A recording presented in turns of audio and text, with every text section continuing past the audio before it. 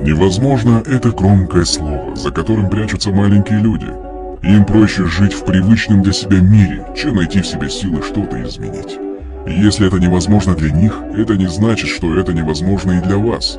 Невозможное – это не факт, это только мнение. Невозможное – это не приговор, это вызов. Невозможное – это шанс проявить себя. Невозможно – это не навсегда.